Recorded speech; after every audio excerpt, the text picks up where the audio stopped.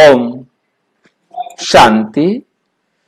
हम सहज राजयोग कोर्स का मंथन कर रहे हैं, जिस मंथन में हमने आत्मा के बारे में जाना, परमात्मा के बारे में जाना और परमात्मा से हमने कैसे योग लगाना है ये भी हमने जाना। अब हमें जो समझने वाली बात है उस पर हमने ध्यान देना है कि हमने उस बात को समझना है किस आधार पर हमारा ये हिसाब किताब चलता है, किस आधार पर आत्माएं इस संसार में आकर व्यवहार में आती हैं, क्यों उनके जीवन में सुख आते हैं, क्यों उनके जीवन में दुख आते हैं। तो आज का हमारा 16वें दिन का विषय है कर्मों की गुह्य गति। कैसा कौन सा कर्म करते हैं जिसके कारण वो कर्मों का क्या नियम है, क्या विधि विधान है, इसको आज हम विस्तार से समझने का प्रयास करेंगे। आरपी सैनी जी को कुछ पूछना है? मैं कह रहा था कि जो अपने आप बता रहे हैं कि योग संकल्पों से योग करना चाहिए ना? हाँ, उसके संबंध में मैं ये कह रहा था कि आपको थोड़ा सा हमें उदाहरण के रूप में ना 5 मिनट की 10 मिनट की कोई कमेंट्री है ना, हमें एक बार बता दे, है ना? इस तरीके से हमें संकल्प चलाने हैं ना? एक बार सिर्फ आपकी नकल नहीं करेंगे, बस आपने हमें ऐसे ऐसे संकल्प करने हैं, इस तरीके से ठीक है।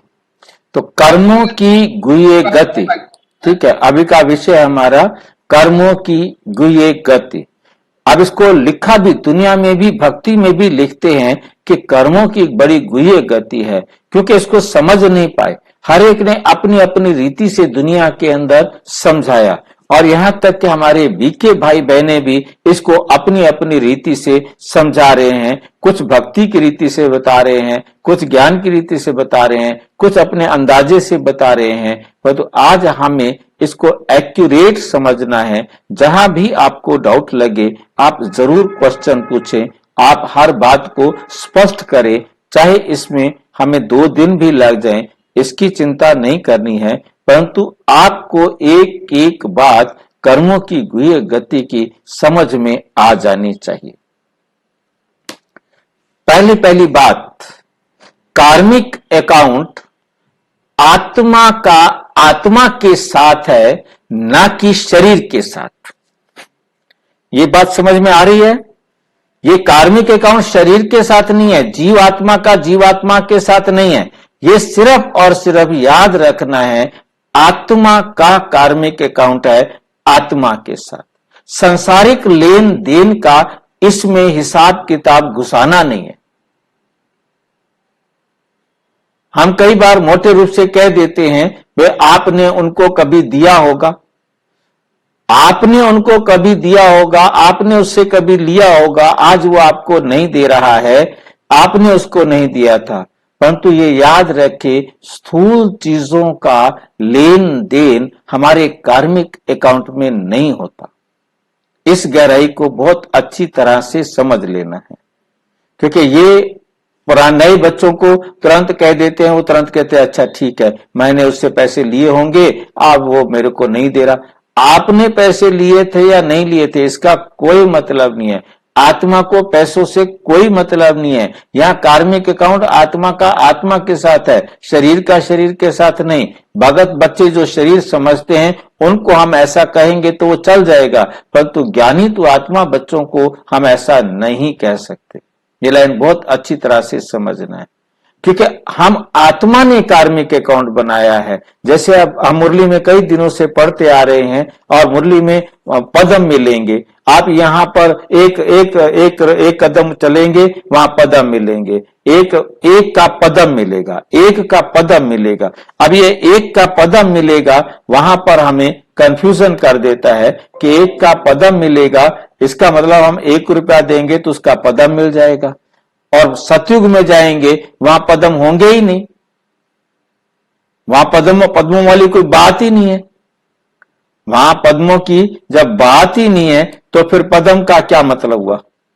इस बात को बहुत अच्छी तरह से। 1 मिनट, आत्मा के साथ है, मतलब अगर कोई आत्मा अगर मतलब शरीर वाली आत्मा जो जीव आत्मा है, अगर वो किसी से पैसा लेती है तो वो उसका उस तरह का कार्मिक अकाउंट नहीं बनता है, लेन देन का कार्मिक अकाउंट नहीं बनता है। यही मैं कह रहा हूं कि सिर्फ पैसे या सेवा ली या सेवा नहीं ली, मतलब कहने हम जैसे कहा कि उसने सेवा ली है वो सेवा देगा, कहने का मतलब यह है कि उतना सुख या दुख जो दिया है वो लेगा और वो देगा। तो सिर्फ सुख और दुख का हिसाब किताब। हाँ, सुख और दुख। अब किसी ने किसी को किसी और रूप से सुख दिया हुआ है, आज वो उसको किसी और रूप से सुख दे रहा है। बाबा ने मुरलियों में स्पष्ट किया, ये जो पशु पक्षी जीव जंतु हैं, इनके प्रति आप जो सतो प्रधान व्यवहार करते हो, फिर ये सतयुग में आकर अपने व्यवहार से आपको खुशियां प्रदान करते हैं। मतलब ये कोई अब वो हमें को रोटी थोड़ा खिलाएंगे, हमने उनको अनाज दिया, उनकी पालना की, उनको समय पर पानी दिया, उनको हमने रख रखाव दिया, तो वो हमारे पास आकर उनको खुशी मिली है, उनको आराम मिला है, तो वो फिर हमारे पास आकर हमारे मनोरंजन कराएंगे अपनी मीठी बोली से, मीठी वाणी से। ये बाबा की मुरली के शब्द से मैं आपको समझा रहा हूं कि बहुत अच्छी तरह से समझना है कि कर्मों की गति में मोटे रूप से हम किसी को कुछ भी कह देते हैं, परंतु गहराई से सच्चाई को समझना है कि हम आत्मा के साथ कार्मिक अकाउंट है, शरीर के साथ नहीं। शरीर का हिसाब किताब नहीं, आज मैंने किसी के बर्तन मांज लिए, वो मेरे बर्तन मांजेगा, ऐसी कोई बात नहीं है। जरूरी नहीं है कि वो बर्तन मांजे, मतलब उस प्रकार की आपने जो उसको सहयोग दिया, जो आपने उसको सुविधा दी, जिससे उसको जितना सुख मिला उतना सुख वो कैसा भी कोई कर्म करके आपको देगा। आपने किसी भी पशु को दुख दिया है, वो कैसा भी कर्म करके वो आपको दुख देगा, परंतु ये तो नहीं। भाई जी वो द्वापर में देगा ना हमें, पशु तो सतयुग में होते नहीं है। सतयुग में पशु पक्षी क्यों नहीं होते हैं? पशु पक्षी होते हैं, परंतु वो सुख देने वाले होते हैं, और वही पशु पक्षी आते हैं जिनको हमने सुख दिया है, वही हमको मिलते हैं जिनको हमने दिया है। जिनको हमने दिया नहीं है वो हमको मिलेगा ही नहीं, वो हमको देगा ही नहीं, उन्हीं को तो मिलेगा। पशु पक्षी होंगे परंतु दुख देने वाले नहीं होंगे सतयुग में। कोई भी प्रकृति का तत्व भी दुख देने वाला नहीं होगा, प्रकृति का हर तत्व सतो प्रधान होगा। जो उस समय पशु पक्षी आएंगे वो भी सारे सुख देने वाले होंगे। मतलब इस बात को बहुत अच्छी तरह से, उनको हमने अब सुख दिया है, सहयोग दिया है, तो वो हमें देंगे ना। अब प्रकृति को हमने सहयोग किया, वो प्रकृति हम आत्माओं को के लिए शरीर को सुरक्षित रखेगी ना। परंतु ये थोड़ा कि हमने प्रकृति को दिया है, जो दिया है वही प्रकृति हमें दे। प्रकृति को हमने क्या देना है? जैसे पांचों तत्वों की हमें सेवा करनी है, पांचों तत्वों की हमने पालना क्या करनी है, पांचों तत्वों को साकाश क्या देना है। हमने अपने व्यवहार से प्रकृति के किसी भी तत्व का दुरुपयोग नहीं करना है। कोई ऐसा कर्म नहीं करना है जो प्रकृति खराब हो, वातावरण खराब हो। जब हम वातावरण को अच्छा बनाएंगे, अच्छा बनाने वाले बनेंगे, तब सतयुग में प्रकृति हमें वो अच्छा वातावरण प्रदान करेगी। यदि हम अपने कर्म से वातावरण को खराब कर दिया, वातावरण को दूषित कर दिया, वो हमें सतयुग में आकर के हमें अच्छा वातावरण क्यों देगी भाई? क्यों प्रदान करेगी? मतलब हमारे ऊपर कितना हमें अपने ऊपर अटेंशन देना है, इस बात को बहुत ध्यान से समझना है। क्योंकि आत्मा का संबंध आत्मा के साथ है, आत्मा का संबंध प्रकृति के साथ है, आत्मा को लेना देना है, बाकी किसी देहधारी का हिसाब किताब नहीं है। यही सारी बातें रही जिसके कारण उन्होंने गलतियां की। कैसा है कि उसने ना बकरे को काटा है, इतनी बार बकरे को काटा है, तो उसको उतनी बार जो है ना भाले से काटा जाएगा। यमराजपुरी में, या उसको जो है ना ऐसे सजा दी जाएगी। उन्होंने मतलब अपने बुद्धि को लगाया और अपनी बुद्धि से लगाकर उन्होंने देह के दुख को देह के दुख के हिसाब से बराबर करने का प्रयास किया। पर तो आज हमें तो कैसे विश्व विकामा के बारे में कहता था ना, कहा जाता है ना, वो एक वीडियो सांप आया को था एक भाई का कि उनको शेष सैया पर इसी वजह से सुलाया गया कि उन्होंने एक सांप को झाड़ में डाल दिया था, कांटे वाले झाड़ पर, और वो कांटे उसको चुभे थे। पर तो ये गलत है ना, मैं वही तो बात बता रहा हूं, ऐसा कुछ भी नहीं है। ठीक है ना आरपी सैनी भाई? आरपी सैनी कुछ पूछना चाहते हैं? हाँ भाई जी, हाँ। मैं ये कह रहा था कि जैसे प्रकृति में ना हम पेड़ पौधे है ना उनको कटाई छटाई करते हैं, घास फूस भी खोते हैं तरह, तो उनका हमें कुछ मिलता है क्या कुछ? देखिए, प्रकृति को हमने वातावरण में, देखो काटने से कुछ नहीं होता। आपने प्रकृति को, पेड़ पौधों को काटा, आपने उनके भले के लिए काटा या आपने वातावरण के लिए काटा। प्रकृति में कोई आत्मा नहीं है। वो पेड़ पौधों में आत्मा है, पेड़ पौधे में आत्मा होती है? नहीं होती। पेड़ पौधों में कोई आत्मा नहीं है, वो प्रकृति के तत्व हैं। प्रकृति के तत्व को हमने, क्योंकि प्रकृति को प्रयोग हम अच्छे के लिए करेंगे तो प्रकृति हमारे लिए, जैसे पेड़ पौधे लगाए आपने, अच्छा वातावरण बनाया, तो आपको शुद्ध वातावरण मिल जाएगा ना। आपने यदि पेड़ पौधों को लगाया ही नहीं है, उनकी पालना की नहीं है, तो आपको अच्छा वातावरण कैसे मिलेगा? आप कहते हैं पेड़ पौधे तो लगाए मैंने, अब फायदा उठा रहे हैं सारे। अब फायदा सारे उठा रहे हैं क्योंकि उनका वो जो सुख है वो आपके माध्यम से उनको मिल रहा है। जो सुख उन्होंने आपको दिया हुआ था वो आत्मा का, क्योंकि आप आत्मा के साथ हिसाब है। आप आत्मा ने वो पेड़ पौधे लगाने थे और उन्होंने आकर वहां बैठकर एंजॉय करना था, चाहे वो आपके ब्लड रिलेशन में हो चाहे आपके ब्लड रिलेशन में ना हो। मतलब इस पेड़ पौधों में कोई आत्मा नहीं होती है ना? पेड़ पौधों में कोई आत्मा नहीं, पेड़ सिर्फ जीव जंतु, इनमें जीव जंतुओं में सब में आत्मा है। आत्मा होती है। हाँ, उनका हम ये हित करेंगे तो उसके अनुसार हमें नहीं, ये आपका प्रश्न, देखिए मैं आपका प्रश्न पूछ लिया आपने, मैं आपको समझा देता हूँ। पेड़ पौधों में क्यों आत्मा नहीं होती? क्योंकि पेड़ पौधों में कोई भी संकल्प करने की क्षमता नहीं, सोचने की क्षमता नहीं। कहते हैं जी पेड़ को हमने ना चाकू मारा, उसका वहां से पानी दूध कुछ निकल आता है, कहते वो रो रहा है। ये रो नहीं रहा है, वो तो हमने जो धरती से पानी या रस ऊपर पत्तों तक जा रहा था वो हमने उसके बीच काट दिया तो आगे नहीं जा पा रहा और वह यहां निकलना शुरू कर दिया है। ये वो रो नहीं रहा है, मतलब ये उन्होंने इस प्रकार से कहा, ऐसा नहीं है। वो जो है ना अपने आप को, मतलब क्योंकि उनका तो अपने पास कुछ अपने आप को बचा भी नहीं सकते। आप मनुष्य है, पशु है, जीव जंतु है, उनको यदि आप डंडा दिखाएंगे तो अपने आप को बचाने के लिए कुछ ना कुछ करेगा, परंतु पेड़ पौधे कुछ नहीं करेंगे, वो नहीं कर सकते अपने। पेड़ पौधे कुछ नहीं कर सकते। हाँ भाई जी, वैसे भी आत्मा वही होगी जहाँ ब्रेन होगा, पेड़ पौधों में तो ब्रेन नहीं होता। हाँ, ब्रेन चाहिए और फिर उसके बाद अभिव्यक्ति भी चाहिए। पेड़ पौधे कुछ भी अभिव्यक्ति भी नहीं कर सकते, तो इसलिए पेड़ पौधे, जीव जंतुओं में क्या है, अभिव्यक्ति होती है। अब कोई जीव जंतु छोटे छोटे हैं, उनके अंदर आंख या ऐसे कुछ काम भी हो सकते हैं, जैसे सांप के जो है कान और आंख एक ही होते हैं, वो कान आंख से ही कानों का काम करता है। तो कहने का भाव है मेरा कि आत्मा जीव जंतुओं में है परंतु पेड़ पौधों में जी आत्मा नहीं है। तो ये हमारे लिए क्या है कि इनको हम जैसा प्रयोग करते हैं तो ये हमारे लिए उसी प्रकार से सुख सुविधाएं प्रदान करते हैं। अब आत्मा को सतो प्रधान बनाने के लिए जो पुरुषार्थ करेंगे तो वो सतो प्रधान प्रकृति को एंजॉय करेंगे और सतो प्रधान प्रकृति उनके शरीर को सुरक्षित भी रखेगी, क्योंकि पवित्र है ना। तो प्रकृति पवित्र शरीरों का नाश भी नहीं करेगी, ये भी बाबा ने मुरलियों में कहा।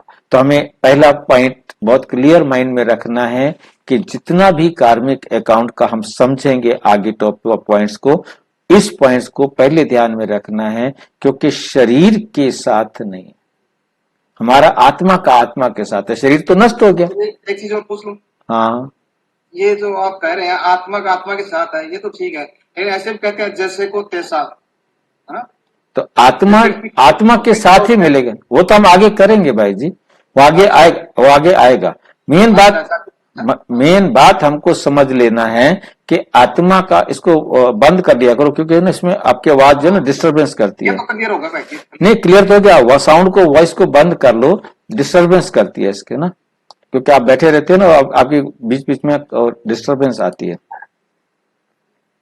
जिस आत्मा को दिया, अब नेक्स्ट पॉइंट हमें बहुत ध्यान से समझना है, जिस आत्मा को दिया उसी आत्मा से हमें लेना है।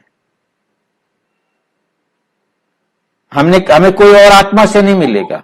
हमने चाहे सुख व दुख जिस आत्मा को दिया है उसी आत्मा से ही लेना है, किसी और से नहीं।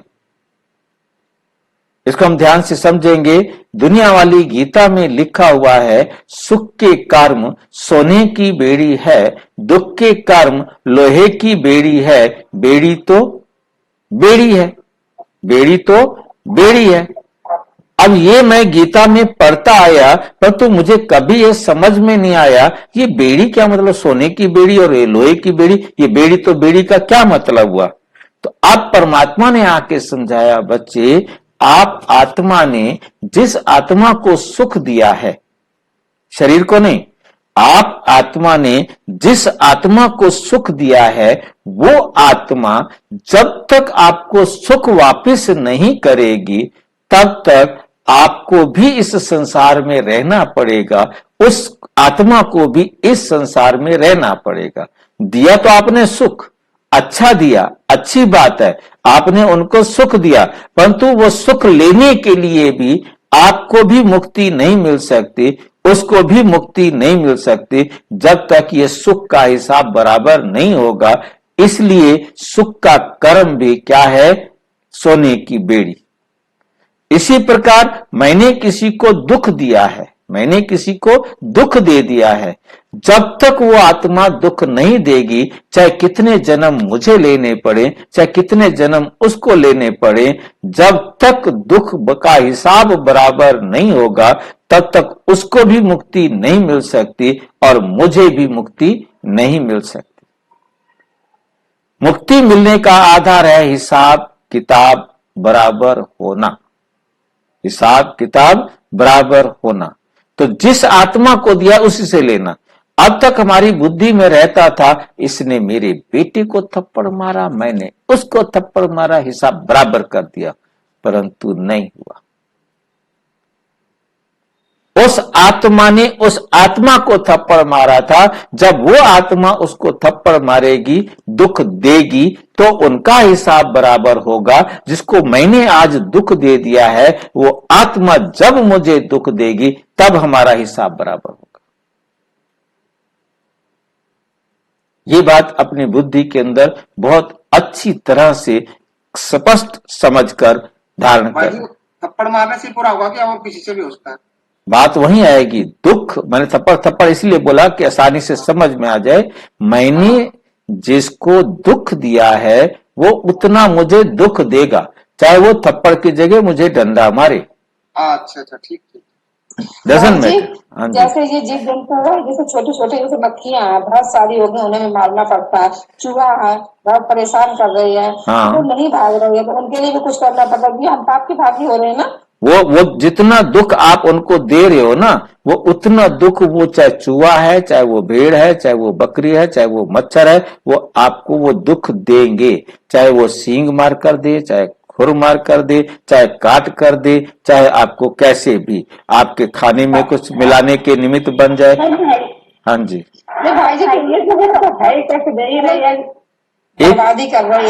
बोलो, एक जना बोलो, एक टाइम में एक जना बोलो। उसके लिए अच्छा रहेगा कि हाथ खड़ा करो, ताकि जो ना खिचड़ी नहीं बनेगी, ठीक है नहीं। हाँ, भाविक कहा भाई जी, हमने टॉर्चर तो नहीं कर रहे ना, कुछ को सेफ रखने के लिए कर रहे हैं। आप चाहे कुछ भी रखने के लिए कर रहे हो, आपने सोचना है कि मैं क्या करूं। वैसा जैसे चूहे को आपने मारना है, भगाना है, तो आप चूहे को पकड़ करके कहीं दूसरी जगह छोड़ के आ जाओ, ठीक है कि नहीं। परंतु आप उसे मार रहे हैं, उसे तड़पा रहे हैं, कि उसको मारने के भी बहुत सारे तरीके हैं। जितना ज्यादा दुख देने वाले तरीके अपनाएंगे उतना दुख आपको लेना पड़ेगा।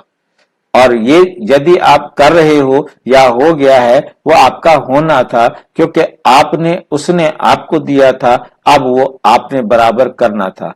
अब आपने दुख देकर बना दिया, ये हम आगे देखेंगे कि बराबर बराबर कैसे होता है, तो उसमें हम समझ पाएंगे इस बात को। परंतु यहां पहली बात समझ लो। स्नेह सिंह बोलो।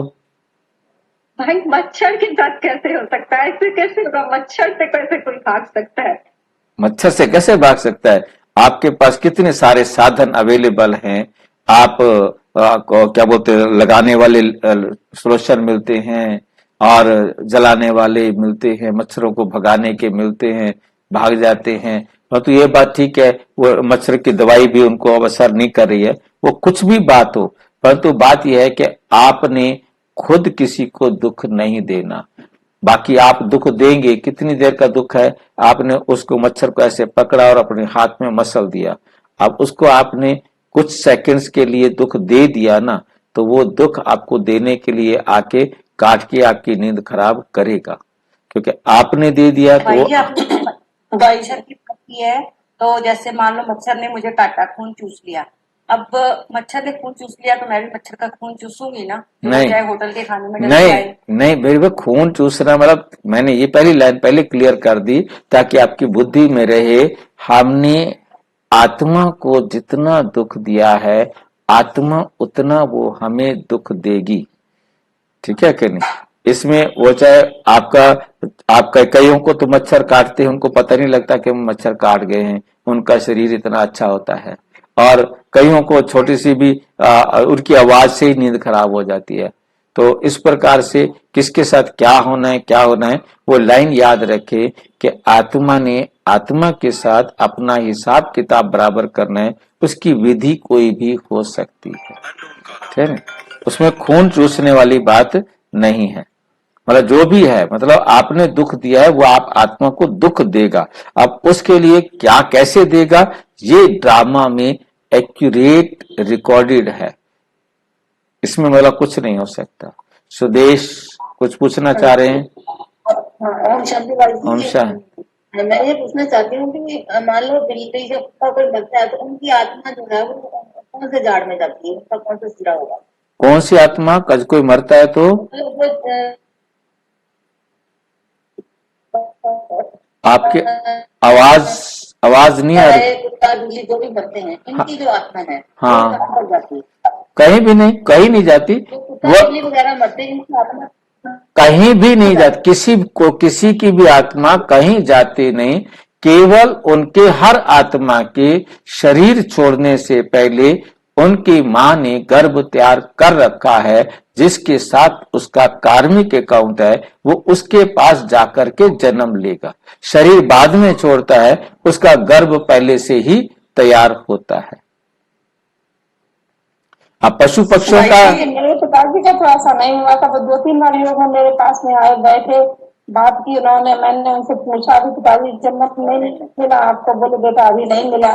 और तकरीबन 1-1.5 साल बाद फिर मेरे यहाँ पे नाती ने जन्म लिया, तब वो आई। नहीं, देखिए ये जो है ना, आपके पास आत्मा आई, वो आत्मा आई है, वो मैं समझ सकता हूं कि आत्मा का पार्ट है, उसने आना है, वो आएगी। परंतु ये जन्म लिया या नहीं लिया, परंतु उसके लिए ऐसी कोई आत्मा नहीं रहती जिसको जन्म ना मिले। अब बात यहां है कि वो खुद आकर कह रही है कि मुझे जन्म नहीं मिला। ये आपने मुझे अलग से समझाना है, क्योंकि क्या वो आत्मा आई? क्योंकि आत्मा आना योग में बैठी थी, आप योग में बैठी थी। हाँ, तो कैसे ये लगा कि मेरे पास में आके कोई बैठ गया। अच्छा, मैंने योग में उनकी तरफ देखा तो हमने कहा पिताजी आप आ गए? बोले हाँ मैं आ गया। मैंने कहा आपको जन्म नहीं मिला क्या? बोले बेटा मिल जाएगा। ऐसे हुआ। मिल जाएगा, ऐसा कि वो गर्भ में होंगे। अब इसमें तो डिपेंड करता है ना कि कोई आत्मा अपना शरीर जैसे बना रही है, एक गर्भ में शरीर बन रहा है और गर्भ गिर गया, 4 महीने 5 महीने वहां रहे और उसके बाद गर्भ गिर गया, 3 महीने बाद गिर गया, 2 महीने बाद गिर गया, 1 महीने बाद गिर गया, तो उसके फिर दूसरा गर्भ बनाना पड़ेगा, तीसरा गर्भ बनाना पड़ेगा। तो गर्भ तो बनाना ही, अपना शरीर को तो खुद बनाना ही पड़ेगा ना। तो बाकी वो आत्मा जन्म तो ले लिया, क्योंकि जब हमारे हिसाब से उसका जन्म हो गया, जब आत्मा गर्भ में गई। अब गर्भ गिर जाए, पैदा होके फिर शरीर छूट जाए, वो एक अलग बात है, ठीक है ना। तो ये बातें अलग हैं। हमें मेन बात कर्मों की गति पर आज हम विशेष ध्यान दे रहे हैं कि कर्मों का संबंध आत्मा के साथ है, जन्मों की बातें हम अलग कर लेंगे, तो इसमें विषय जो है ना बिगड़ेगा नहीं। तो जिस आत्मा को दिया, हमें वो आत्मा आकर सुख या दुख देगी, चाहे वो किसी योनि में हो। आरपी सैनी भाई क्या पूछना चाहते हैं? भाई जी, आपने स्क्रीन पर लिखा ना, जिस आत्मा को दिया है उससे आत्मा से ही लेना है। ये उसी है, ये उसी है, ये लिखा गया उसे, अब इसको ठीक नहीं कर सकते। उसी आत्मा से ही लेना है, उसी आत्मा से लेना है। हाँ, मतलब कोई दूसरी आत्मा से नहीं ले सकता, या कोई दूसरी आत्मा से नहीं। उसी शब्द है ना। हाँ, उसी, मतलब लिखने में रह गया तुम्हारा। जिस वही कर रहा था, आत्मा को दिया है उसी आत्मा से ही लेना है, किसी दूसरी आत्मा से नहीं। चाहे वो मनुष्य हो, चाहे वो पशु हो, चाहे वो पक्षी आत्मा हो, चाहे कोई आत्मा हो, किसी दूसरे से हमें हिसाब बराबर नहीं होगा। हम कह देते थे तूने उसको दुख दिया ना, देखा अब ये तेरे को दुख दे गया। नहीं भाई, वो उसको मैंने दुख दिया, उसके साथ मेरा हिसाब अलग था। जो मुझे दूसरा दुख दे के गया, उसके साथ मेरा हिसाब अलग है। मतलब एक अपने माइंड में क्लियर रखना है कि कोई दूसरी आत्मा हिसाब बराबर नहीं कर सकती। हर एक आत्मा, कंफ्यूज कर रहा था इसलिए पूछा मैंने आपसे। कोई बात नहीं, अच्छा है, अच्छा है। हाँ, तो अब हमें आगे आता है हमारे पास तीसरा, जो दिया है वही मिलेगा। जो दिया है वही मिलेगा। हमने सुख दिया है तो हमको सुख ही मिलेगा, हमने दुख दिया है तो हमको दुख ही मिलेगा। ये नहीं कि हमने दिया हो सुख और उसके बदले में हमको मिल जाए दुख। जो दिया है वही मिलेगा, जो बोएंगे वही काटेंगे, ठीक है नहीं। तो इस प्रकार से हमें ये कंसेप्ट अपनी बुद्धि में रखना है। और पहली बात हमें समझ में आई, जिस आत्मा को दिया है उसी आत्मा से लेना है, और जो दिया है वही मिलेगा, और जितना दिया है उतना मिलेगा। जितना सुख किसी आत्मा को हमने अपने व्यवहार से, अपने कर्मों से दिया है, उतना सुख हमें मिलेगा। या हमने जितना दुख किसी को दिया है उतना ही दुख मिलेगा। यहां ब्याज भी नहीं लगता, यहां कटौती भी नहीं होती इसमें किसी। हाँ जी बाजी, जैसे सांप किसी को काट देता है, हाँ, वो किसी जन्म में उसको दुख दिया होगा, बिल्कुल तभी काटेगा, वरना नहीं काटेगा। सांप आपके शरीर से ऊपर से निकल जाएगा, परंतु आपको नहीं काटेगा। शेर आपके पास आके खड़ा हो जाएगा, आपको नहीं खाएगा। जिसके साथ हिसाब किताब है उसको छोड़ेगा नहीं। कहते हैं ना कि ब्याज सहित लौटाना पड़ेगा। नहीं, नो ब्याज। मैंने वही यही लाइन पहले आपको क्लियर किया, जितना दिया उतना मिलेगा, नो इंटरेस्ट। और उसमें से कटौती भी नहीं होती, ब्याज भी नहीं लगेगा, कटौती भी नहीं होगी। इस पर अपने सतीश भाई जी ना, डॉक्टर सतीश गुप्ता जी, हाँ जी, वो तो बहुत बड़ा कर्ज, 10 रुपया उधार लिया था, उसका मतलब करोड़ों में, मतलब उसको रिटर्न करना पड़ेगा। ऐसे वो उधार देते हैं। अब उनके, मैं समझ गया हूं, उनका मैंने सुना है, मैं उसी सुना है, मैं उसी हिसाब से बता रहा हूं आपको। क्योंकि बात यहां आती है कि उन्होंने क्यों ये क्यों एग्जांपल दिया, आपने क्वेश्चन पूछा है, उन्होंने ऐसा क्यों कहा कि आज से मान लो कि है ना 50 साल पहले या 100 साल पहले, अब जब 50 साल पहले जैसे समझो जब मैंने ज्वाइन किया था, मेरी 1,000 रुपया थी। आज से समझो कि 40 साल पहले एक ही, क्योंकि मैंने 84 में ज्वाइन किया था, अब 24 चल रहा है, तो जनवरी 84 में मैंने ज्वाइन किया था सर्विस में, मेरी 1,000 रुपया तनख्वाह थी। तो अब उस समय मेरे से किसी ने 1 रुपया ले लिया और आज वो मुझे देने आए तो 1 रुपया देगा मुझे, क्योंकि ये प्लानिंग चली। बात क्या है कि ये प्लानिंग क्या है, स्थूल रूप से देखा गया। अब उस टाइम तो 1 रुपया लिया था और आज इतना टाइम हो गया, तो आज वो मुझे ब्याज लगा कर देगा। कितने भी % ब्याज लगा लो, वो फार्मूला कामयाब नहीं होगा। तो ये क्योंकि वो बॉडी कॉन्शियस का हिसाब किताब है, हमने इस हिसाब किताब को सोल कॉन्शियस से देखेंगे कि मेरे से किसी ने 1 रुपया ले लिया था, या 1 रुपया मेरे से छीन लिया था, या मेरे से 1 रुपया लूट लिया था। अब मेरे को जितना उस समय दुख हुआ था, आज वो मेरे से चाहे 500 रुपया छीने, चाहे 10 रुपया छीने, चाहे कोई वस्तु मेरे से छीने, मैं उतना दुखी हो जाऊंगा। इस लाइन को बराबर हो गया। हाँ हाँ जी, मतलब ये कहना है कि सिर्फ जो लेन देन है दुख सुख का है, हाँ, कोई चीज वैल्यू नहीं रखती। क्योंकि आत्मा के साथ है ना, आत्मा का पैसे से तो कोई मतलब ही नहीं है ना। क्योंकि जो मिसकंसेप्शन है, क्योंकि वो यही है कि हम पैसे का स्थूल रूप से देख रहे हैं, अभी हम आत्मा के रूप से उसको नहीं देख रहे हैं। ठीक है? हाँ शैलजा भाई बोलो। भाई जी, हाँ जी बोलो। एक ज्ञानी आदमी गलती कर रहा है और सेम ही गलती अज्ञानी कर रहा है। ठीक है। बाबा कहते हैं कि अज्ञानी को 100 गुना दंड है, ज्ञान वाले को 100 गुना दंड मिलेगा। हाँ तो ठीक है ना, वो 100 गुना दंड का कैसे मिलेगा, बहुत ध्यान से समझना है। उसके लिए भी बाबा ने वही आत्मा वाले आधार पर उदाहरण दिया है, उसको समझना है। जैसे मान लीजिए, मैंने कई बार एग्जांपल दिया, आपने वो आपके सामने नहीं आया होगा। जैसे एक अज्ञानी व्यक्ति गलती करता है, अब उसने जिसको दिया है, दुख दिया है, वो उसे दुख देगा, उसका तो एक हो गया ना बराबर। अब उसके बाद मैं गलती करता हूं, मान लो कि मुझे है ना 10,000 लोग जानते हैं, और मेरी गलती का उन 10,000 लोगों को पता लगता है, तो मैं उन 10,000 लोगों को निमित्त बन गया रोकने के कि वो बाबा के बच्चे बने। हमने देख लिया ये ब्रह्मा कुमार कैसे होते हैं, ठीक है? और मैं उन 10,000 को रोकने के निमित्त बन गया। अब 10,000 का मेरे को दुगुना दुख हो गया ना। और उसके बाद दादी जानकी का मैं एग्जांपल दिया करता था। दादी जानकी जो पूरे वर्ल्ड में, इतने देशों में कितनी आत्माओं के दिलों पे राज करने वाली, और वो गलती कर दे तो उसको कितना दंड मिलेगा। कभी उसी गलती के लिए फिर अपने आप को भी कहेंगे कि ठीक है, जब दादी से हुई तो मतलब हमें बहुत क्लियर समझना है कि हर आत्मा ने अपने आधार पर अपने, क्योंकि जितना ज्ञान में आ गया तो उतनी आत्माओं को उन्होंने दिया ना। तो हम आगे, सीमा शर्मा कुछ पूछना चाहते हैं? सीमा शर्मा कुछ पूछना चाहते हैं, आगे चले।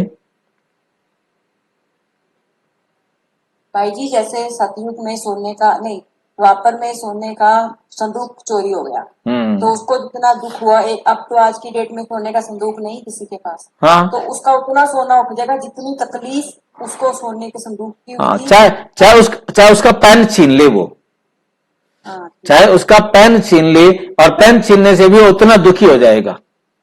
अब छोटी, कई बार बड़ी चीज कुछ छीन जाता है, हमें दुख नहीं होता, परंतु कोई छोटी सी चीज हमें इतना दुखी कर देती है।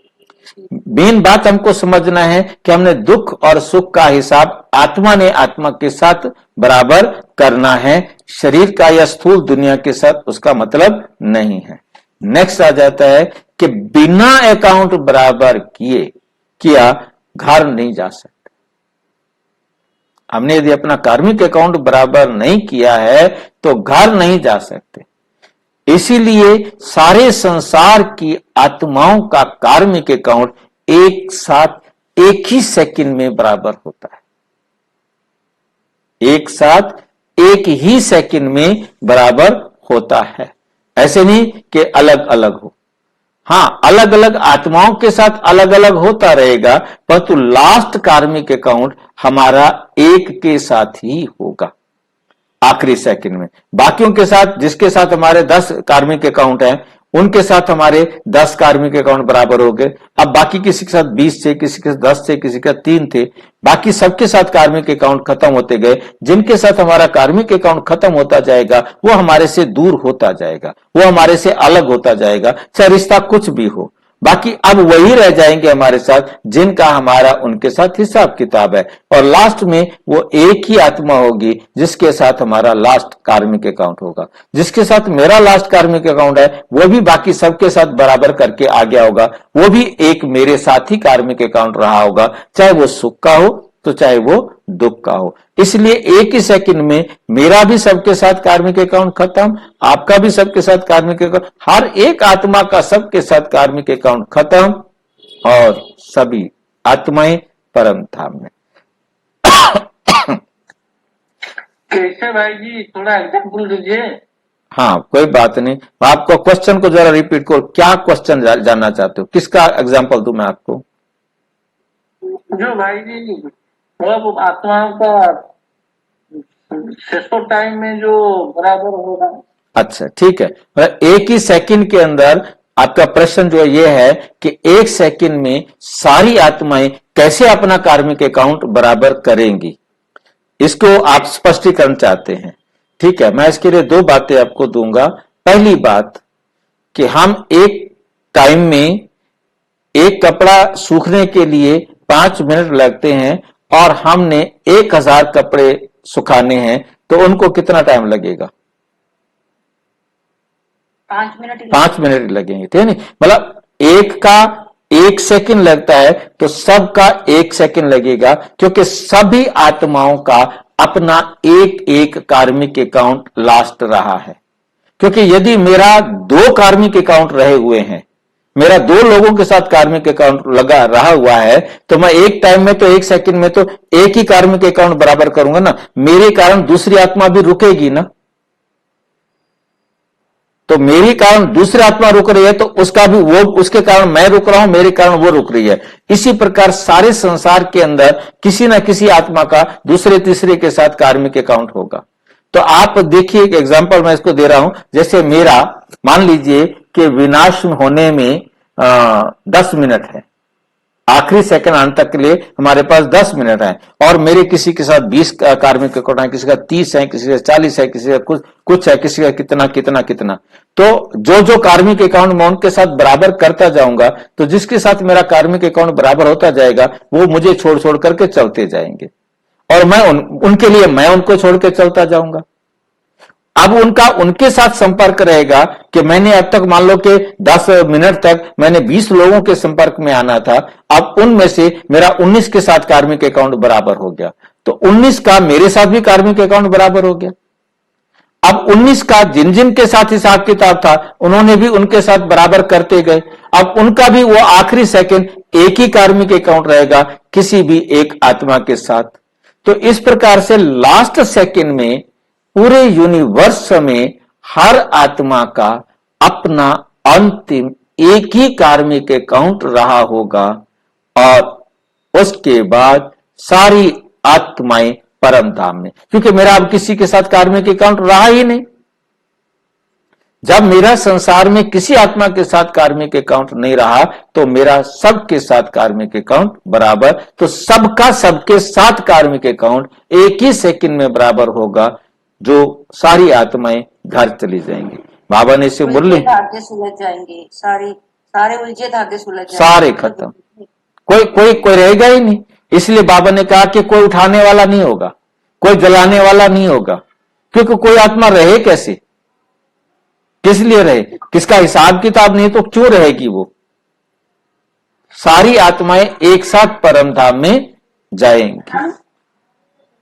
ठीक है, हाँ जी बोलो। पृथ्वी का सारे आत्माएं जो 850 करोड़ या 900 करोड़ आत्मा, हाँ जी, सभी आत्माएं क्या एक साथ एक सेकंड में परम धाम जाएगा क्या? पहले कुछ जाएगा क्या? नहीं, सभी आत्माएं एक साथ जाएंगी, कोई भी आत्मा यहां रहेगी नहीं। बाबा ने बताया हुआ है, एक सेकंड में मैं जब जाता हूं तो सारी आत्माओं को एक साथ लेके जाता हूं। सभी आत्माओं क्या वो शरीर लेके यहाँ रहेंगे या उस टाइम सब आत्मा कैसे कैसे रहेंगे? परम धाम में कोई संकल्प नहीं होता ना जी, जैसे नहीं जैसे हम यहाँ शरीर लेके हैं वहाँ है, मेरे को तो हिंदी में थोड़ा आता नहीं जी। कोई बात नहीं, मतलब यहाँ हम शरीर में रहते हैं, परंतु परम धाम में कोई शरीर नहीं होता, कोई आकार नहीं होता, वहां तो संकल्प भी नहीं होता। मेरे बोलना यह है कि भाई जी जो आपको या 900 करोड़ आत्मा सब शरीर लेके अंतिम समय में एक साथ शरीर छोड़ेंगे, सब एक साथ शरीर छोड़ेंगे, एक टाइम में, एक ही सेकंड में, एक सेकंड में। हाँ, दूसरा सेकंड नहीं मिलेगा। सभी आत्माएं एक सेकंड, क्योंकि यदि किसी को एक सेकंड और मिला तो उसे दुख देखना पड़ेगा ना। जी जी जी जी, जी। तो डेड बॉडी को उठाना पड़ेगा ना। तो डेड बॉडी को उठाना उसके लिए होगा जिसको शरीर पहले छोड़ने के लिए चांस बना।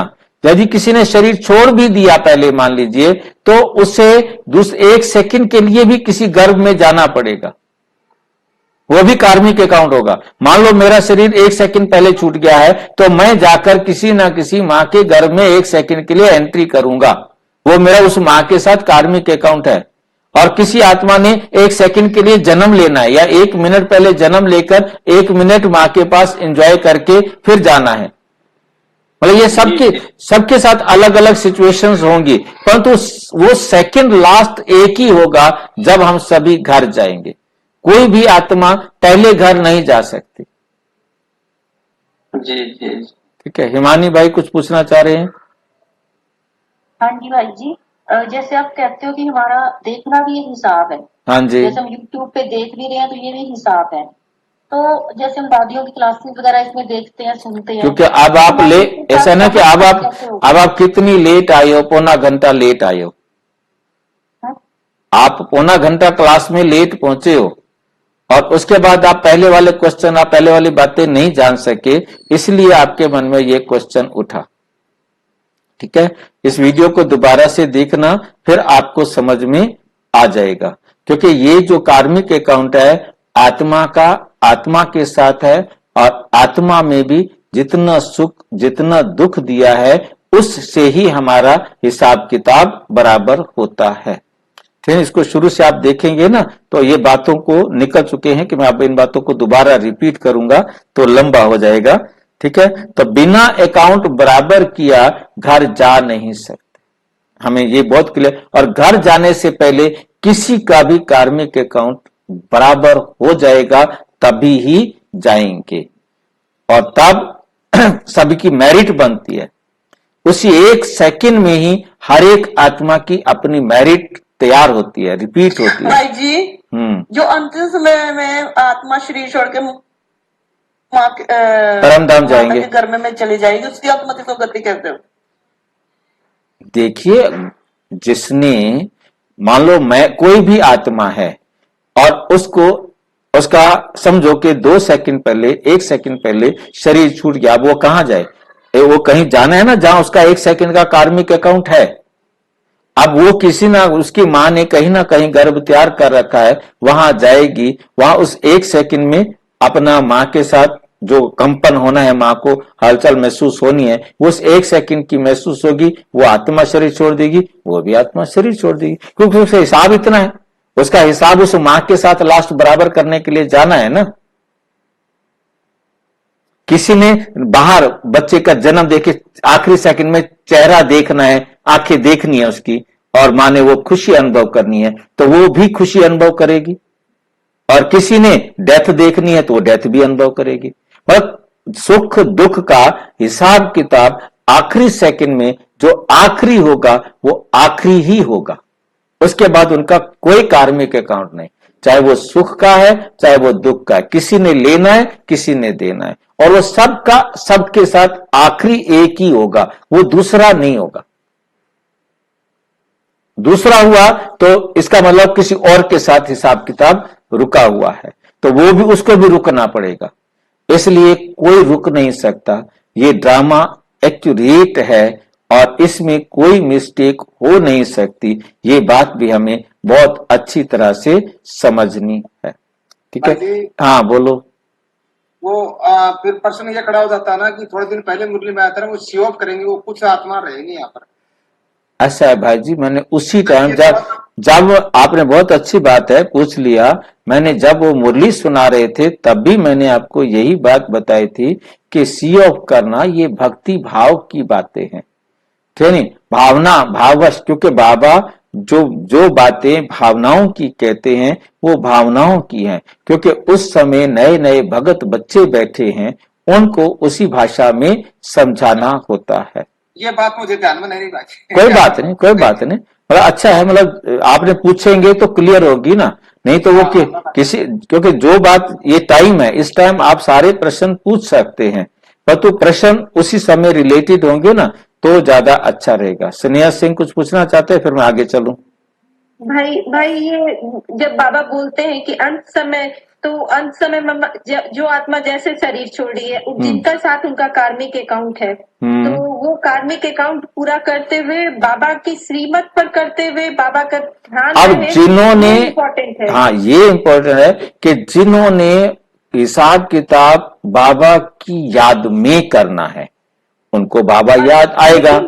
ये जो आप बच्चे वाली बात बताए, तो वो बच्चे को कैसे याद रहेगा उस टाइम, तो उसकी बुद्धि में बाबा का ज्ञान होगा, चाहे वो आत्मा कोई भी हो, चाहे ज्ञानी हो चाहे अज्ञानी हो, ये बात हमने ये की थी। अब बात यहां आती है, ज्ञानी आत्मा है और उसका पद छोटा होना है, तो उसे अंत में कैसे परमात्मा याद आएगा? हाँ जी, वही तो, परमात्मा याद उसे अंत में आएगा जिसका सतयुग में पद है, जिसका श्रेष्ठ पद है, जिसका ऊंच पद है, उसे दूसरी तरफ बुद्धि क्यों जाएगी? यदि उसकी बुद्धि दूसरी तरफ गई है तो जरूर उसके कुछ कर्म ऐसे हैं। अब जैसे मैं आपको छोटा सा एग्जांपल देके आगे चलूंगा। हमारे एक कर्नल भाई साहब, अच्छे बीके और बहुत अच्छा ज्ञान में चलने वाले, बहुत अच्छी तरह मतलब हर चीज को करने वाले, परंतु उनको थोड़ा सा लालच आ गया। वो भी लालच क्या, किसी ने उसको बहका दिया कि आप जो है ना विदेश भेजने के लिए अपने भाई बहनों को लाओ और उनसे आपको इतना पैसा मिलेगा, उसमें से हम आपको कमीशन दे देंगे। पता नहीं कहां से उसको कमीशन का लालच आ गया और उसने उन लोगों को भेजना में सहयोग देना शुरू कर दिया। अब भेजने में देना क्या सहयोग करता, उनसे पैसे लेकर के उनको देने शुरू कर दिए। वो फर्जी थे और लास्ट के दिनों में उसे जेल में अपना टाइम काटना पड़ा। क्यों? उनके परिवार को कितना दुख हुआ।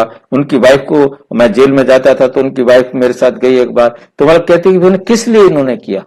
मैंने कहा ड्रामा में पार्ट है ना भाई, उन्होंने वहां अपना पार्ट बजाना है उन कैदियों के साथ, उन लोगों के साथ कैसे जाएंगे, हिसाब बराबर किए बिना यहां से छुट्टी कैसे मिलेगी।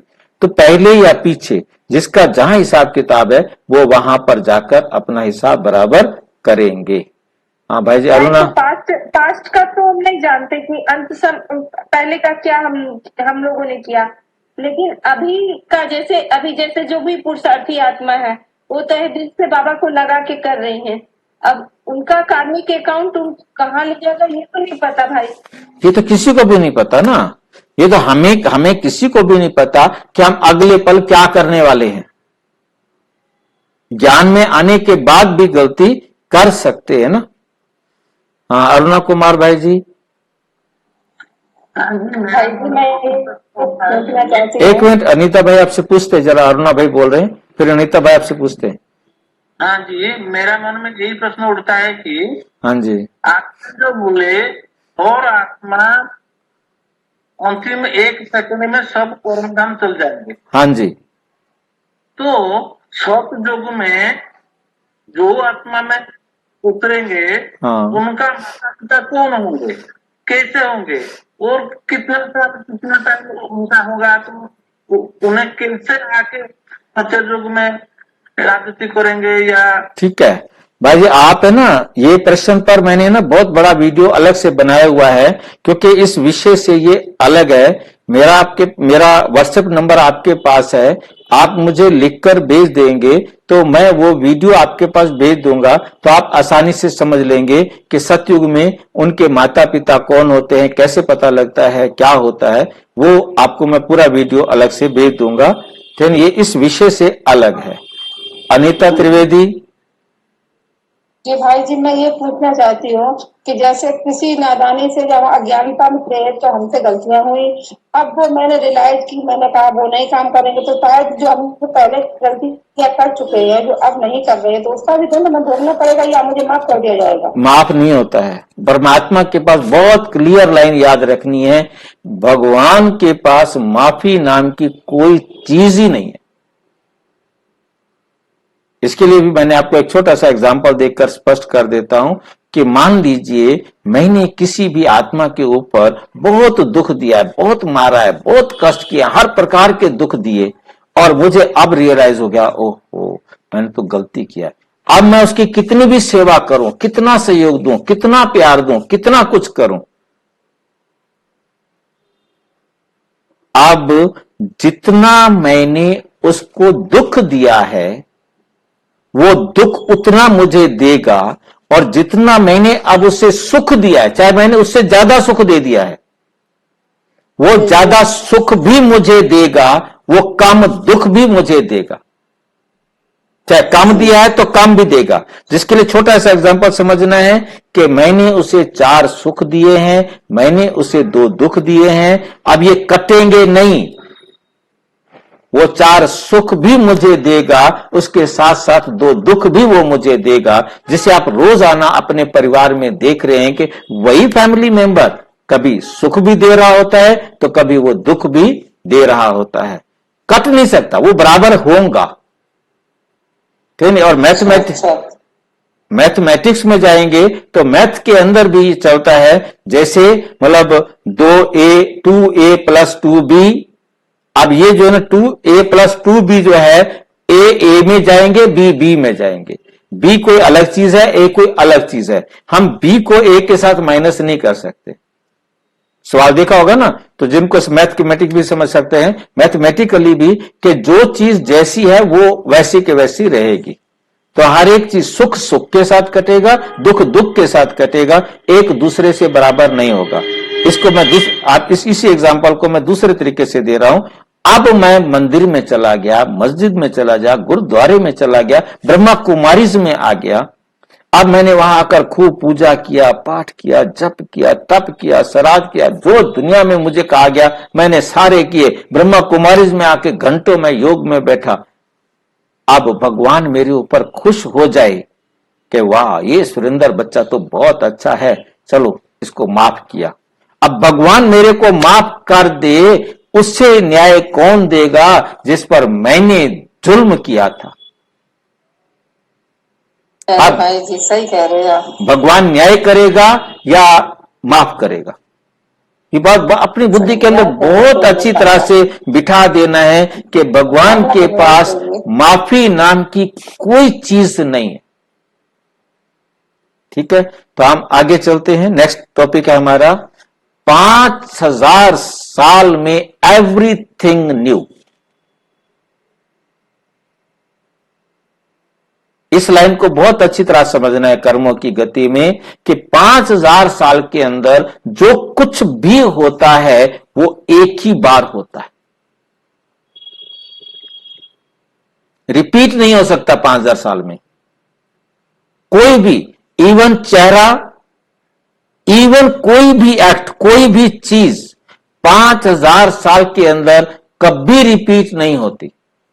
ये 5000 साल चाहे आप सतयुग से लेकर वहां लगाओ, चाहे त्रेता के अंत से कहीं से भी लो, मतलब हम इसके लिए कोई भी चित्र ले सकते हैं। मतलब मैं आपको जरा इस सर्कल पर टाइम की घड़ी पर दिखाता हूं तो उससे आपको समझने में आसानी होगी। जैसे मान लीजिए कि ये हमारे पास घड़ी है और इस घड़ी के अंदर हम चाहे हम 12 बजे से लेके 12 बजे तक वापिस 12 बजने से 1 सेकंड पहले तक, मतलब कोई भी एक्ट दोबारा नहीं हो सकता, कोई भी फेस दोबारा किसी को नहीं मिल सकता, कोई भी चीज केवल एक ही बार होती है। इसलिए एवरीथिंग न्यू इन 5000 ईयर्स, 5000 साल में जो कुछ भी होता है वो नया होता है। ये बात बहुत अच्छी तरह से याद रखना है। तो अगला जो फार्मूला आएगा वो तभी हम उसको सॉल्व कर पाएंगे। हाँ जी, कोई भी रिश्ता हो किसी के साथ दोबारा नहीं हो सकता। 5000 साल बाद होगा, 5000 साल के अंदर नहीं। ठीक है। रिश्ता क्या मिलना नहीं हो सकता हमारा, उसी प्रकार से हम मिलते तो रोज हैं, पर तो उस तरह से मिलना नहीं हो सकता कुछ भी। हाँ जी, आज यहाँ जो आपने के साथ जो बातचीत हो रहा है 5000 साल बाद में ये भी होगा। हाँ, 5000 साल बाद इसी समय होगा, इससे 1 सेकंड पहले नहीं हो सकता। और 5000 पहले भी हुआ था। हाँ, और वही नेक्स्ट है हमारे पास, वो हम नेक्स्ट देख रहे हैं कि नेक्स्ट हमारे पास जो स्लाइड है वो यही है कि दूसरा टॉपिक ध्यान से रखना है, 5000 साल के बाद नथिंग न्यू। 5000 साल के बाद तो नया होगा ही होगा, वही रिपीट होगा, दोबारा नया नहीं हो सकता। 5000 साल के अंदर जो कुछ होगा वो एवरीथिंग न्यू, और 5000 साल के बाद जो होगा नथिंग न्यू। ये नथिंग न्यू का भी याद रखना है और एवरीथिंग को भी हमने अच्छी तरह से याद रखना है, तभी हम अगले वाली बात को समझ सकेंगे। ये दो बातें थी। पहली बात है 5000 साल में एवरीथिंग न्यू और 5000 साल के बाद नथिंग न्यू। इसके आधार पर हम अगला समझ सकेंगे। अगली बात है आत्माएं अलग अलग रोल में आएंगी, मतलब 5000 साल के अंदर आपको ये चेहरा दोबारा नहीं मिलेगा। जो रिश्ते थे ना सभी आत्माओं के साथ, वो रिश्ते 5000 साल बाद दोबारा बनेंगे। अच्छा, सब अलग अलग में आएंगे, तब तक अलग अलग रहेंगे। ठीक 5000 साल बाद आप यही ड्रेस पहनकर इस समय इसी मोबाइल से मेरे से बात कर रहे होंगे, पर तो इससे पहले आप नहीं कर सकते। आप मेरे से 10 मिनट बाद भी बात करेंगे तो ये बात नहीं करेंगे जो बात आपने अब की है, तब कुछ और ही बात होगी, समय भी कुछ और होगा, आपकी ड्रेस भी कुछ और हो जाएगी, आपके शरीर पर जो रेत के पार्टिकल्स हैं वो भी चेंज हो जाएंगे, मोबाइल की स्थिति भी चेंज हो जाएगी, एवरीथिंग चेंज हो जाएगी। ये बाबा ने मुरली में कहा कि यह हाथ अब हिला है, ये दोबारा यह हाथ 5000 साल बाद हिलेगा। अभी मैंने दोबारा हाथ हिलाया है, वो हाथ नहीं है, वो तो हाथ भी गया, वो टाइम भी गया, वो सब चीज गया। ठीक है, अब नेक्स्ट बात को आप समझेंगे जो आज की हमारे इस टॉपिक की लास्ट बात है कि हर कर्म करके, इस बात को बहुत ध्यान से समझना है, बहुत गुह्य है। हर कर्म करके, हर कर्म करके हम पिछला बराबर कर रहे हैं और अगला बना रहे हैं। ये बहुत गहरी बात समझनी है अच्छी तरह से। जो हम कर्म कर रहे हैं वो हम पिछला बराबर कर रहे हैं और अगला बना रहे हैं। मतलब जो कर्म कर रहे हैं, जैसे मान लो कि आप मेरे को कोई सुख दे रहे हैं, तो वो सुख आपको आप जो दे रहे हो, इसका मतलब मैंने आपको सुख दिया हुआ था, आज वो आपने मुझे सुख रिटर्न किया, और आपने मुझे जो अब सुख दिया इसके बदले में मैं आपको फिर सुख दूंगा, फिर इस समय आप मुझे सुख देंगे। इसको आप इस चित्र के ऊपर ध्यान से समझ सकेंगे। हम इस चित्र को मैं दोबारा खोल रहा हूं, देखेंगे कि मान लीजिए कि मैं किसी आत्मा को मैंने, या सतयुग में किसी आत्मा को मैंने सतयुग में, ठीक है क्या नहीं, मैं यहां पर दिखा रहा हूं कि यहां जहां शुरू होता है, बिल्कुल सतयुग के लास्ट में कहो कि सतयुग शुरू नहीं हुआ, लास्ट में आखिरी सेकंड में मैंने किसी आत्मा को सुख दे दिया। मेरा आखिरी एक्स था, मैं उसको सुख दे दूं, मैंने उसको सुख दे दिया। अब उस आखिरी सेकंड से पहले वो मेरे को सुख दे चुका था, वो मेरे ऊपर कर्जा था, इसलिए मैंने उसे आखिरी सेकंड में दे दिया। अब उसने वो मुझे सुख किसे कब दिया था उसने, वो मैं आपको बता देता हूं कि उसने मुझे यहां पर दिया था, जहां 3 बजते हैं ना, पीला रंग जहां खत्म होता है, यहां पर उसने मुझे सुख दिया था। अब इसके बाद इतने समय के बाद मैंने अब घर जाने लगा, हिसाब बराबर करना था, तो मैंने उसको सुख देके अपना हिसाब बराबर किया। अब जो मैंने उसे अब सुख देके हिसाब बराबर किया, तो इसके अंदर मैंने कहा कि फिर वो मुझे देगा, तो क्योंकि ड्रामा हूबहू रिपीट होना है तो इस समय फिर वो मुझे सुख दे देगा। फिर मैं उसे यहां दूंगा, फिर वो मुझे यहां देगा, फिर मैं उसे यहां दूंगा, फिर वो मुझे यहां देगा।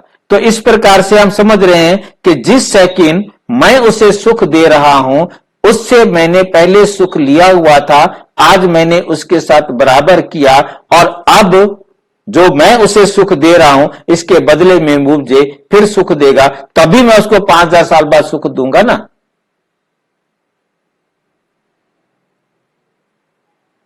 कोई डाउट है तो बोलो, अभी क्लियर नहीं हुआ तो फिर और समझाऊं, और एग्जांपल लूं। एक बार दोबारा समझा देना। दोबारा समझाते हैं। देखो अब मैंने कोई भी चीज है, हम कहीं भी, क्योंकि हमने 5000 साल में कोई भी कर्म करना है वो एक बार करना है, हमें दोबारा कर ही नहीं सकते, ठीक है नहीं। तो कोई भी मान लीजिए किसी ने मेरे को यहां पर दुख दे दिया, यहां पर जहां पर रंग चेंज हो रहा है, एक लाइन है ये, जहां पर मेरे को उसने दुख दे दिया। अब मुझे उसने दुख दिया है, अब जब उसने मुझे दुख दिया है इसका मतलब इससे पहले मैं उसको दुख दे चुका हूं। अब उसने दुख तो मेरे को 5000 साल बाद देना है ना, 5000 साल से पहले तो दुख दे नहीं सकता ना, क्योंकि नथिंग न्यू। 5000 साल में कुछ भी नया, 5000 साल बाद कुछ भी नया नहीं हो सकता, और 5000 साल के अंदर एवरीथिंग न्यू। जो मैं दुख, जो वो मुझे अब दुख दे रहा है वो 5000 साल के अंदर तो मुझे दुख दे नहीं सकता। अब वो दुख देगा ठीक 5000 साल बाद इस समय, क्योंकि ये एक्ट पहले हो नहीं सकता, रिपीट हो नहीं सकता एक्ट। तो ठीक 5000 साल इस समय जो मुझे दुख दे रहा है वो फिर 5000 साल बाद इस समय मुझे दुख देगा। तो इसका मतलब जिस समय वो मुझे हर 5000 साल बाद दुख देता है, उसके दुख देने से पहले मैंने कभी भी उसे दुख दिया होगा। चाहे मान लो कि उसने मुझे यहां दुख दिया, और उसके दुख देने के 2 घंटे बाद, 4 घंटे बाद, 2 साल बाद, 6 साल बाद मैंने यहां पर ही उसे दुख देके अपना हिसाब बराबर कर लिया। अब जिस समय मैंने उसके साथ हिसाब बराबर किया, क्योंकि उसने मुझे यहां दिया हुआ था, तो मुझे कब देगा, यहां पर दुख देगा, फिर मैं हिसाब बराबर करूंगा, फिर वो मुझे दुख देगा, मैं हिसाब बराबर करूंगा। जब मैं हिसाब बराबर कर रहा हूं उससे पहले मैं दुख ले चुका हूं, और उसके बाद जब मेरा हिसाब बराबर करने का टाइम आएगा उससे पहले वो मुझे दे चुका होगा।